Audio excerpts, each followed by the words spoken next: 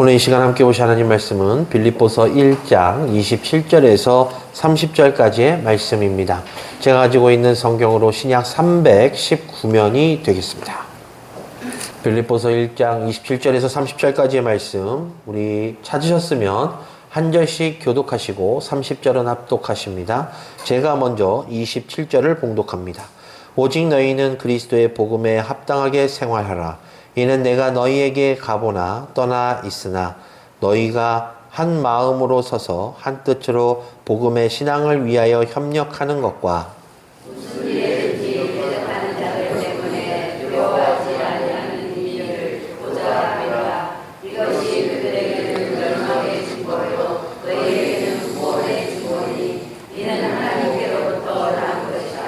그리스도를 위하여 너희에게 은혜를 주신 것은 다만 그를 믿을 뿐 아니라 또한 그를 위하여 고난도 받게 하려 하심이라.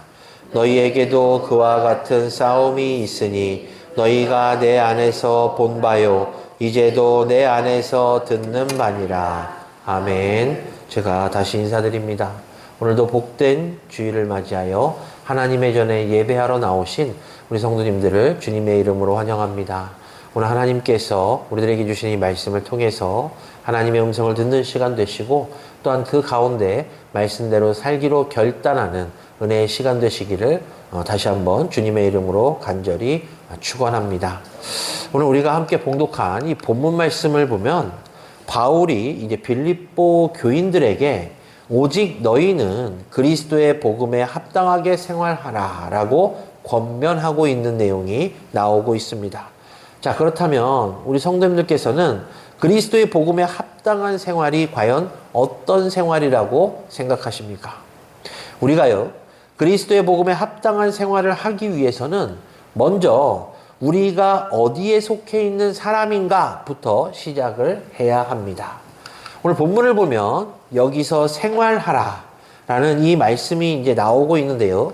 이 생활하라 라는 이 말씀을 우리가 헬라어 단어로 보면 폴리티오마이라는 단어를 씁니다. 이것은 시민답게 살아라 라는 뜻이 돼요. 그러니까 그리스도의 복음에 합당하게 생활하라 라는 이 바울의 말의 뜻은 시민으로 합당하게 살아라 라는 뜻이 된다라는 것입니다. 사랑하는 광옥교회 성도 여러분, 바울 당시에요, 이 빌립보를 리틀 로마라고 불렀습니다. 그 이유는요, 로마 황제가 로마 군대에서 오랜 기간 동안 복무한 사람들이 이제 전역하게 되면, 이제 은퇴하게 되면 로마 시민권을 그들에게 주고 이 빌립보에 모여서 살게 했기 때문에 이 빌립보에 모여 있는 사람들은 아주 이 로마에 충성하는, 로마에 대해서 헌신하고 로마에 대해서 충성심이 강한 사람들이 모여 있던 도시입니다. 따라서 이 빌립보를 리틀 로마라고 불렀던 것이죠.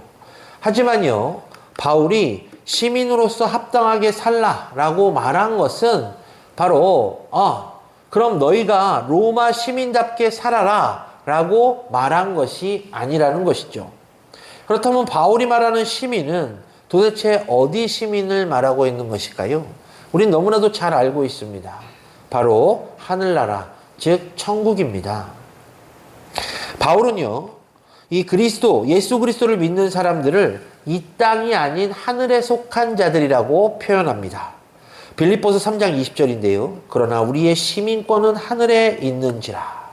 저는요, 설교를 준비하면서 오늘날 전 세계를 이제 두루두루 볼 때 가장 강력한 시민권이 있는 나라가 어딜까 생각을 해봤더니 이 로마 대제국의 시민권과 아마 비등하게 생각할 수 있는 시민권은 오늘날 미국 시민권인 것 같아요.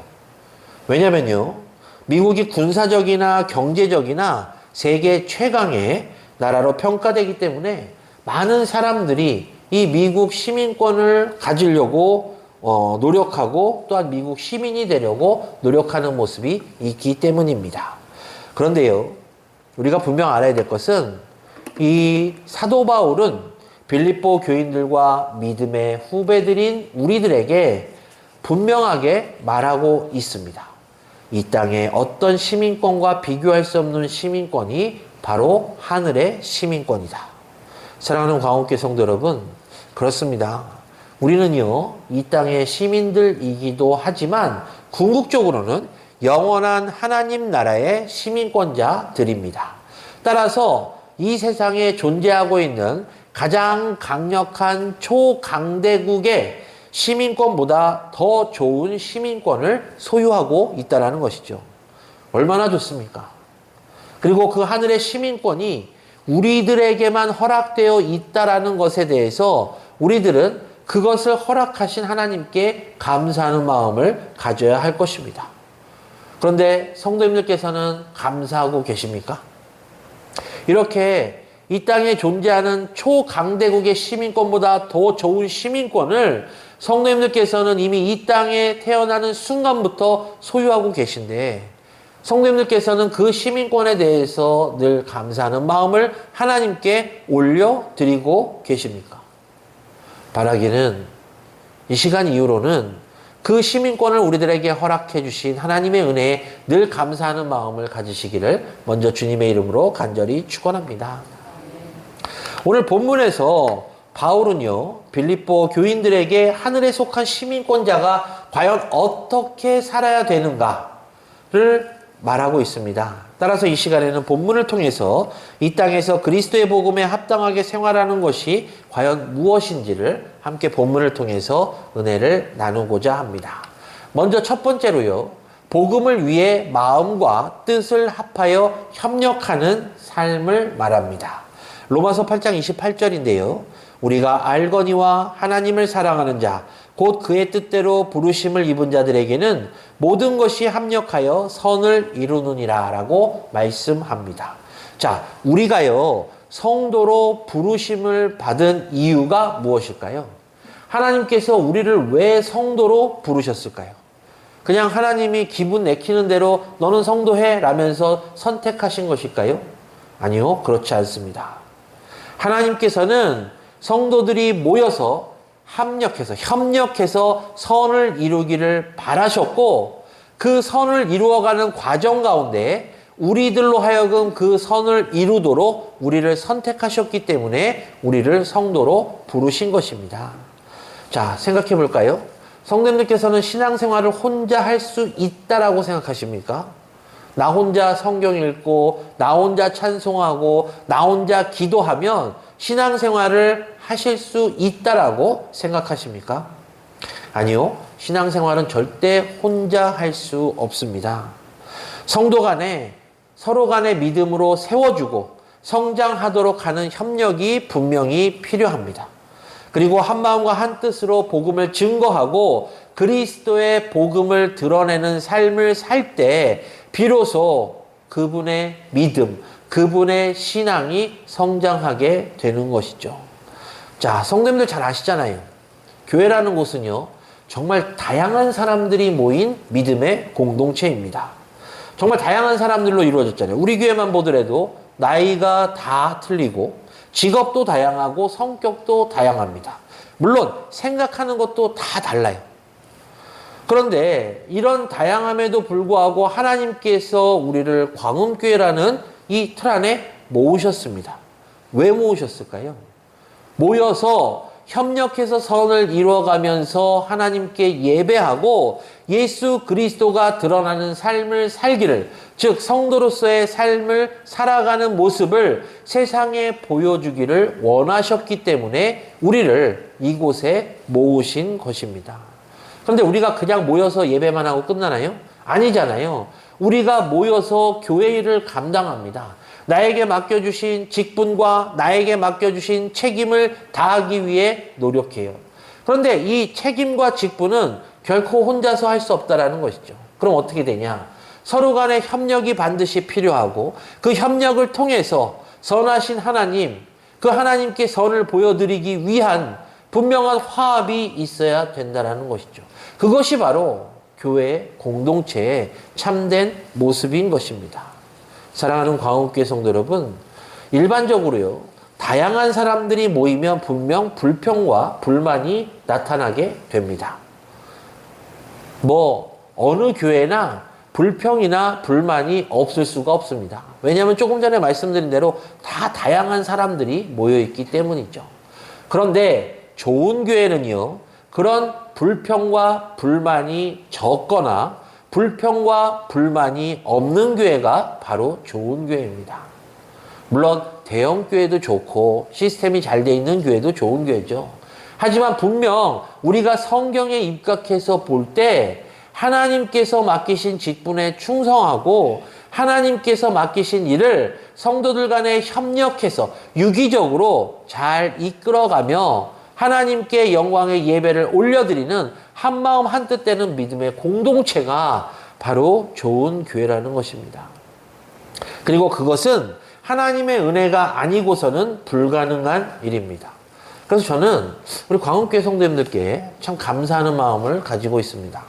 뭐 제가 모르는 불평과 불만이 있을 수도 있겠지만 우선 표면적으로는 뭐 저에게 들려오는 불평과 불만은 없으니까 우리 교회는 하나님의 뜻 가운데서 이루어져 가는 교회구나 라고 저는 생각하고 있기 때문에 저는 우리 성도님들께 진심으로 감사를 드립니다. 제가 감사를 드리는 이유는 바로 하나님의 뜻 가운데서 열심히 신앙생활 하시고 맡은 바 직분에 충성하고 계시며 협력해서 선을 이루어가는, 즉 좋은 교회로서의 성도들의 모습을 보여주고 계시기 때문입니다. 그런데 우리가 이럴 때 조심해야 돼요. 왜 우리가 이럴 때일수록 더 조심해야 되냐? 교회 안에서 하나의 마음으로 협력을 이루는 것을 원치 않는 존재가 있기 때문입니다. 그것이 무엇일까요? 바로 사탄 마귀죠. 마귀는요, 교회가 협력하지 못하도록, 즉 분열하도록 만듭니다. 제가 영어 좀 쓰겠습니다. 우리가 사탄 그리고 마귀를 데블이라는 표현을 쓰기도 하는데요. 이거는 헬라어 디아볼로스라는 그 단어에서 파생됐습니다. 우리 디아볼로라는 단어 들어보신 분 계세요? 우리 민기는 좀 들어봤을 것 같은데, 그렇죠? 네. 게임 제목이기도 한데요. 이 디아볼로, 즉 악마, 마귀 이런 뜻인데요. 그런데 여기서 이 디아와 우리가 볼로스를 좀 나눠보려고 해요. 이 디아는요, 뭐뭐 사이에 라는 뜻이고요. 이 볼로스는 던지다라는 뜻입니다. 그러니까 이 디아볼로스를 합치게 되면 사이로 던지는 자가 돼요. 그러니까 이 마귀는 하나님과 사람 사이, 그리고 사람과 사람 사이에 거짓과 의심의 돌을 던지는 그런 존재가 바로 이 디아블로스라는 것입니다. 사탄 마귀는요, 교회를 거짓으로 분열하게 만듭니다. 교회는 성도들이 복음을 위해서 여러 일들을 협력하잖아요. 예배와 전도, 봉사와 교육 등을 협력해서 함께 해나가게 합니다. 그런데 이 사탄 마귀는 이를 방해하기 위해서 어떻게 하냐? 사람과 사람 사이를 분열하게 만들어요. 예전에는 협력해서 선을 이루는 것이 너무나도 즐겁고 행복했는데 어느 순간 이 협력해서 일을 하는 가운데 문제들이 계속해서 발생하게 돼요. 이럴 때 우리는 조심해야 된다는 것입니다.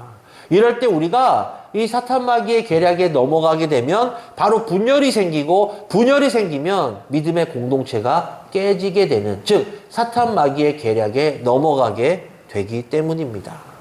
따라서 혹시라도 우리 성도님들 가운데서 협력해서 선을 이뤄가는 가운데 마음의 불편함이라든지 때로는 어려움이 생길 때 즉각적으로 기도하십시오. 사탄 마귀가 우리를 틈타지 않도록, 우리의 믿음의 공동체를 분열시키지 않도록 기도해야 됩니다. 이 디아볼로스, 이 사탄과 마귀의 계략에 넘어가는 순간 우리가 그동안 공들여서 힘써서 세웠던 믿음의 탑이 무너질 수 있기 때문입니다.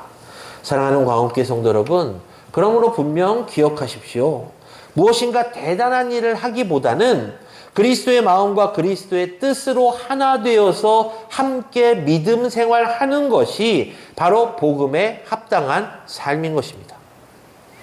따라서 우리는요, 우리의 가정과 우리의 교회가 한마음 돼서 함께 예배하고 협력해서 하나님께서 맡겨주신 일에 잘 순종하며 이루어갈 때, 또한 그 모습을 통해서 예수 그리스도를 나타내는 삶을 살 때 하나님께서 우리들에게 원하시는 복음에 합당한 삶을 사는 것임을 꼭 기억하시기를 주님의 이름으로 간절히 축원합니다. 복음의 신앙이 들어가게 되면요, 복음 안에서 하나가 돼야 되잖아요. 그런데 복음 안에서 하나가 안 되는 경우들도 있습니다. 어떤 경우냐? 그 복음이 진정한 복음이 아닐 때죠. 그러니까 사람들에게 보여지기 위한 거짓된 복음이란 것입니다. 이 복음이요, 우리가 잘 생각해야 되는데 하나님께서 우리들에게 주신 것이 복음이에요. 그래서 사람들은, 우리가 성도들은 보통 나는 복음을 통해서 은혜 받았어, 나는 복음을 통해서, 난 복음 받았기 때문에 성령을 받았어 라고 생각합니다. 그런데 진정 성령을 받은 분들, 진정한 복음을 받은 분들은 결단코 하나가 되는 모습을 보여줍니다. 그런데 혹시라도 나 때문에 아니면 누군가 때문에 그 복음 안의 삶의 모습이 깨어진다라면 분명 누군가는 잘못된 복음이나 거짓된 복음이 마음에 있기 때문임을 우리는 기억해야 됩니다. 아까 말씀드렸죠? 우리 광흥교회, 아니 세상의 모든 교회들이 다양한 사람들이 모여 있습니다. 그런 다양한 사람들이 모여 있는 가운데서도 어떤 교회는 계속해서 부흥하며 하나님의 말씀 가운데 거하는 믿음의 교회로 성장하는 교회가 있고, 어떤 교회는 계속해서 퇴보하는 교회가 있습니다. 왜 그럴까요? 교회라면 하나님이 임재하시고 예수 그리스도의 말씀이 살아 역사하는 곳인데 왜 교회가 퇴보할까요? 바로 온전한 복음이 없기 때문입니다. 우리가 하나 될 수 있는 이유는 바로 하나 되게 하신 예수 그리스도, 그리고 하나님의 복음이 있기 때문이고, 그 복음을 우리가 온전히 받았기 때문입니다.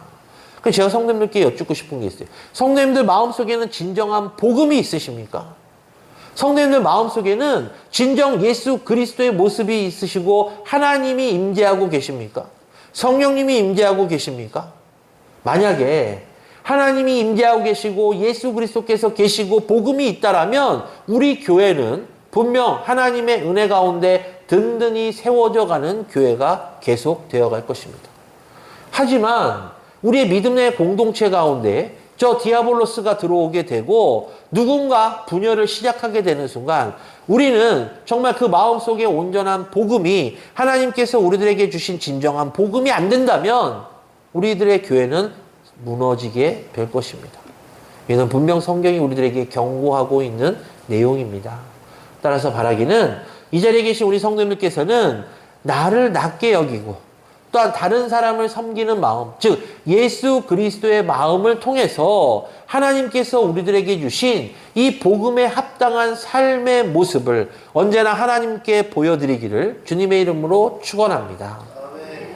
두 번째로요, 자, 대적하는 자들 앞에서 두려워하지 않는 삶이 바로 복음에 합당한 삶이라는 것이죠. 어떤 일이든지 대적하는 자들 때문에 두려워하지 않는 삶, 이것이 바로 복음에 합당한 삶입니다. 자, 우리가 하나님 말씀대로 살다 보면 손해도 좀 받잖아요. 그렇죠? 그리고 박해를 받을 때도 있고 다른 사람들로부터 소외를 당할 때도 분명히 있습니다. 제가 그래요. 제가 이제 이 신학교 입학하고 나서 그리고 이제 목회자가 되는 순간부터 뭐 마찬가지인 분들도 계시겠지만 세상 말로 세상적인 친구들이 이제 별로 없습니다. 연락을 잘 안 하게 돼요. 일반 평신도가 아니라 이제 뭐 학교 친구들, 뭐 초중고 이렇게 친구들 있잖아요. 사회 친구들.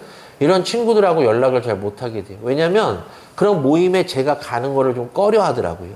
네, 그들은 뭐 술도 한 잔씩 하고 이러는데 제가 가면 그래도 또 좀 이렇게 눈치 보고 그러다 보니까 연락도 잘 안 오고 저도 잘 안 가게 되고 그러다 보니까 좀 그렇게 되는 경우들이 있더라고요. 좀 소외되는구나 뭐 그런 느낌이 든 적도 있는데요. 우리가 하나님 말씀대로 살다 보면 이럴 때가 분명히 있죠. 하지만 그럼에도 불구하고 우리는 끝까지 믿음 생활을 계속 이어져 갑니다. 그 이유는 바로 우리가 믿음 생활을 통해서 하나님을 경배하고 이 믿음을 통해서 하나님께로 나아가는 것을 잘 알고 있기 때문이죠. 그런데 우리가 신앙생활 하다 보면요, 한 가지 중요한 문제점에 부딪히는데 그것은 바로 이 두려운 마음이라는 것입니다. 우리가 신앙생활 하다 보면 참 두려운 마음이 들 때가 있어요. 하나님께서 늘 우리들에게 은혜를 공급해 주시는데 그 은혜로 만족하지를 못하는 경우들이죠. 하나님께서 걱정하지 마. 다 내가 챙겨줄 테니까, 내가 책임져 줄 테니까 너희는 나만 믿고 따라와 라고 말씀하셨습니다. 그런데 그들의 마음속에는, 우리들의 마음속에 두려움이 있어요. 대표적으로 이스라엘 백성들이 그랬죠. 구름기둥과 불기둥, 만나와 메추라기, 신발과 옷과 의복이 헤어지지 않게 하나님 축복해 주셨는데도 그들은 대적을 만나면 두려워하는 마음이 있었어요. 하나님이 함께 하시는데도 두려워하는 마음이 있다는 것이죠. 왜 두려운 마음이 있었을까? 그 두려운 마음은요, 하나님이 주시는 마음이 결단코 아닙니다. 디모데후서 1장 7절에서 8절 말씀이에요. 하나님이 우리에게 주신 것은 두려워하는 마음이 아니요 오직 능력과 사랑과 절제하는 마음이니 그러므로 너는 내가 우리 주를 증언함과 또는 주를 위하여 갇힌 자 된 나를 부끄러워하지 말고 오직 하나님의 능력을 따라 복음과 함께 고난을 받으라. 자, 초대교회 당시로 가볼게요. 초대교회 당시 이 이제 성도들이, 초대교회 성도들이 복음대로, 신앙대로, 믿음대로 살려고 할 때 그들을 대적하는 사람들이 참 많았습니다. 유대교인들은요, 기독교인들을 대적했어요. 왜냐하면 그들은 하나님을 믿었지만 예수 그리스도를 믿지 않았거든요. 그러다 보니까 예수를 믿는 사람들은 이단시에서 그들을 계속해서 핍박했습니다. 그리고 로마의 권력자들도 교인들에 대해서는 큰 두려움의 대상이었어요. 자, 헤롯 같은 사람도 어떻게 했죠? 야고보, 사도 야고보를 죽였잖아요. 그리고 교회를 핍박했고, 자, 사도 바울 같은 경우도 지금 빌립보서를 쓰는데 어디서 썼습니까? 로마 감옥에 갇혀서 빌립보서를 쓸 정도로 초대교회 성도들은 참 많은 핍박과 어려움을 당했습니다. 하지만요, 사도 바울은 그 일에 대해서 결코 두려워하지 않았습니다. 왜냐면요, 그는 이 두려운 마음이 사탄, 마귀가 주는 마음이라고 생각했기 때문입니다. 두려움에 사로잡히지 않고요, 담대히 대면하는 것이 성도들의 삶임을 사도 바울은 알고 있었고 그로 인해서 그렇게 살라라고 권면하고 있었기 때문입니다. 아까 말씀드린 대로 사탄 마귀는요, 성도가 믿음대로 살아가지 못하도록 두려움을 줍니다. 하지만 하나님께서는요, 성도들이 복음으로 살아갈 수 있도록 담대함을 주십니다. 우리가 믿음으로 담대하게 생활할 수 있는 것은 우리가 그 두려움을 감당할 자체적인 힘이 있어서가 아니라 하나님께서 나와 함께 하시며 나를 도우시는 나를 도우시는 분임을 믿는 믿음이 있기 때문에 우리가 담대함을 가지고 사는 것입니다. 그러므로 우리에게요, 어려움이 닥치잖아요. 힘들고 고난이 닥치잖아요. 그때 예수 그리스도의 복음을 의지하십시오. 하나님의 말씀을 의지하십시오. 하나님의 말씀을 보십시오. 하나님께서는 결단코 우리들에게 두려움을 주시는 분이 아니십니다. 말씀을 통해서 우리는 담대함을 얻을 수 있고 그 담대함을 통해서 우리들은 복음에 합당한 삶을 살아갈 수 있는 원동력을 얻게 되는 것이죠. 그리스도의 복음에 합당한 믿음의 생활을 하기 위해서 우리들의 마음속에 두려움을 어떻게 없앨 것인가? 조금 전에 말씀드린 대로 말씀을 통해서 우리들의 두려움을 없앨 수 있습니다. 그런데 한 가지 더 거기다가 추가하자면 하나님께 맡기십시오. 하나님께 맡기시면 됩니다. 우리 성도님들 고민 많으시잖아요. 어려운 문제들 닥쳤을 때 하나님께 기도하시잖아요. 우리가 하나님께 기도한다는 것 자체가 그 문제를 하나님께 맡긴다라는 의지입니다. 그런데요, 문제는 기도하면서 그 기도가 과연 응답될 것이라는 의구심이 들 때 그 기도는 응답되기 어렵다는 것이죠. 하나님께서 이스라엘 백성들을 이끄시며 강력한 강권의 손으로 이끌어 주시고 필요한 것들을 충분히 공급해 주시면서 이스라엘 백성들을 약속의 땅 가나안으로 인도하셨습니다. 그런데 그 기간 동안 이스라엘 백성들은 계속해서 범죄하고 타락하는 모습을 보였어요. 그리고 하나님의 징계를 받으면 그들이 다시금 회개하고 시간이 지나면 타락하고 이러한 게 계속해서 돌아가는 그런 악순환의 연속이었습니다. 그런데 왜 하나님께서 당신이 선택한 그 민족을 버리지 아니하셨을까요? 하나님께서는 그 민족을 통해서 당신께서 계획하신 그 일들을 이루시고자 했던 것입니다. 하나님께서요, 우리를 성도로 부르시고 이 자리에 예배할 수 있도록 축복을 주신 이유는 바로 하나님께서 우리를 통해서 어떠한 하나님의 계획을 이루시고자 하는 것이에요. 그렇기 때문에 우리들은요, 하나님의 뜻이 아니면 결단코 힘들고 어려운 문제들이 지속되지는 않습니다. 우리가 힘들고 어려운 일을 만났을 때 그것은 잠시 잠깐일 뿐이며 그것을 우리가 믿음으로 이겨낼 수 있는 두려움을 걷어내는 가장 좋은 방법이 바로 하나님을 의지해야 된다는 것이죠. 그렇기 때문에 성도님들께서 어려운 문제가 닥쳤을 때 기도하시는 것처럼 끝까지 주 예수 그리스도의 이름으로 기도하시며 하나님께 의지하시기를 주님의 이름으로 간절히 축원합니다.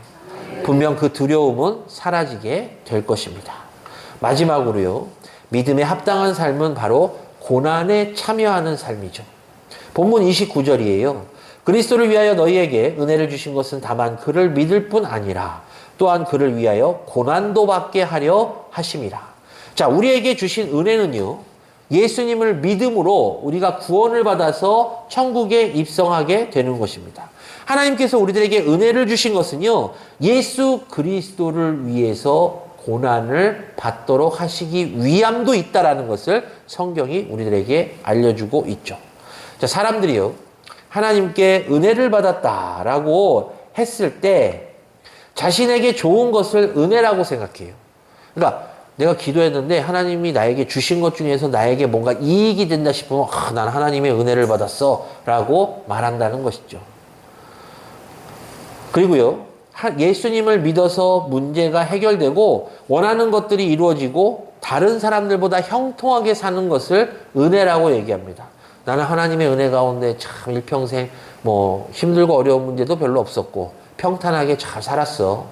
남부럽지 않게 살았어. 이거 하나님의 은혜야? 라고 종종 이야기하시는 분도 봤습니다. 그러면서 그것들을 간증하고 그 은혜를 나누기도 하죠. 하지만 우리가 분명히 기억해야 될 것이 있습니다. 그것은 내가 생각하기에 좋은 것만 은혜가 아니라는 것이죠.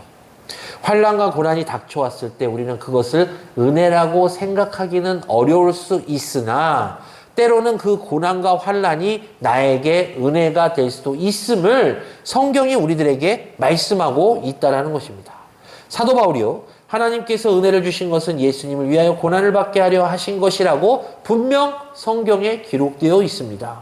자, 사도 바울이요, 복음을 증거하다가 이 성경에 나오는 인물들, 그 어떤 인물들보다 더 많은 고통, 많은 고난과 많은 어려움을 겪은 사람 대표적인 예잖아요. 하지만 그는요, 복음을 증거하면서 그 고난을 피하기 위해서 노력하거나 그 고난에 도망치려고 했던 적이 단 한 번도 없습니다. 골로새서 1장 24절 말씀이에요. 나는 이제 너희를 위하여 받는 괴로움을 기뻐하고 그리스도의 남은 고난을 그의 몸된 교회를 위해 내 육체에 채우노라. 사랑하는 광운기 성도 여러분, 바울은요, 고난을 당하는 것을, 교회를 위해서 고난당하는 것을 당연하게 여겼을 뿐만 아니라 그는 고난당하는 것을 부끄러워하지 않고 오히려 영광스럽게 여겼다라는 것이죠. 따라서 성도인 우리도 예수 그리스도의 몸된 교회 지체로서 고난당하는 것이 당연합니다. 성도의 마땅한 생활은요, 고난을 피하기보다는 외면하기보다는 그리스도의 고난에 동참해서 주님께서 주신 은혜를 더욱 누리는 게 바로 성도의 마땅한 삶의 모습입니다. 우리가 고난주간이 되면 성찬을 거행하고 항상 고백하죠. 주님의 고난에 동참하겠습니다. 1년 52주 365일 가운데 한 주간만 예수 그리스도의 고난에 동참하십니까? 아니잖아요. 우리는 1년 365일 24시간 계속해서 예수 그리스도의 고난에 동참해야만 되는 예수 그리스도의 제자들입니다. 예수 그리스도의 고난이 왜 생겼는지를 우리가 생각해 보면 바로 우리 때문이기 때문에 당연히 그 고난을 몸소 당하신, 그로 인해서 우리들에게 그 고난을 피하게 하신 예수 그리스도께 당연히 감사하는 삶을 살아야 되지 않겠습니까?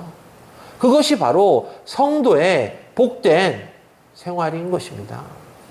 저는 이 자리에 계신 우리 성도님들께 간절한 마음으로 부탁을 드리겠습니다. 물론 성도님들께서는 결코 그러시지 않으시지만 우리가 예수 그리스도의 고난을 고난주간 한 주간에서 끝날 것이 아니라 1년 365일 52주 내내 예수 그리스도의 고난에 동참한다라는 믿음을 가지고 생활해야 됩니다. 우리들에게 구원을 베풀어 주신 그 예수님의 고난, 그 고난이 있었기 때문에 우리가 아바 아버지라고 부를 수 있고 이 자리에서 예수 그리스도의 이름으로 기도할 수 있고 우리가 저 천국을 소망할 수 있게 된 것입니다. 하나님의 크신 은혜였고 예수 그리스도의 거룩한 희생이었습니다. 그렇기 때문에 우리가 이 예수 그리스도의 고난이 때로는 우리의 영광의 증거가 될 수 있다는 이 사실을 우리는 언제나 기억해야만 할 것입니다. 말씀을 정리하겠습니다. 아까 말씀드린 대로 우리는 이 땅의 시민일 뿐만 아니라 저 천국, 저 하늘나라의 시민권자들입니다. 그러니까 성도들은 세상 사람들과 다르게 복음의 신앙에 합당한 삶을 살아야만 하는 것이죠. 믿음 안에서 하나 돼야 되고 다양한 사람들이 모인 교회 안에서도 협력해서 선을 이루어가며 하나님을 기쁘시게 하는 맡은 바 직분에 충성을 다하는 모습을 보여드림으로 하나님의 마음을 흡족해 하는 온전한 성도들의 모습이 바로 복음에 합당한 삶의 모습입니다. 그리고 대적들을 두려워하는 것이 아니라 담대하게 살아가는 믿음, 그 믿음을 통해서 담대하게 살아감으로 세상에 어떤 고난과 환난이 닥쳐온다 할지라도 그것들을 믿음으로 승리할 수 있는 이 담대함, 하나님께서 주신 이 담대함을 소유하며 살아야 될 것입니다. 그리고 때로는 내가 신앙생활하며 겪는 고난과 고통이 부끄러운 것이 아니라 때로는 나에게 유익이 되는 하나님의 은혜이기도 된다라는 사실을 기억하고 지금의 환난과 고통으로 인해서 좌절하거나 실망하는 것이 아니라 바로 이 고통과 고난으로 인해서 하나님의 이름을 더 드높이고 온전한 성도로서의 삶의 모습을 세상 사람들에게 보여줄 수 있는 기회라고 생각하는 것이 바로 복음에 합당한 삶의 모습인 것입니다. 그렇기 때문에 우리들은 결론적으로 그리스도를 닮아가는 삶을 살아야만 됩니다. 그리스도를 닮아가는 삶이란 바로 하나님께서 우리들에게 주신 이 복음, 이 복음에 합당한 삶을 살아가는 것이 바로 그리스도를 닮아가는 삶이죠. 저는 이 자리에 계신 우리 광화문의 모든 성도님들께서 그리스도를 닮아가는 삶을 사심으로 인해서 하나님께서 온전히 우리들에게 바라고 원하시는 하늘나라의 시민권자로서 하나님께 칭찬받는 성도, 그리고 우리 광화문교회가 되기를 주님의 이름으로 간절히 축원합니다. 기도하겠습니다.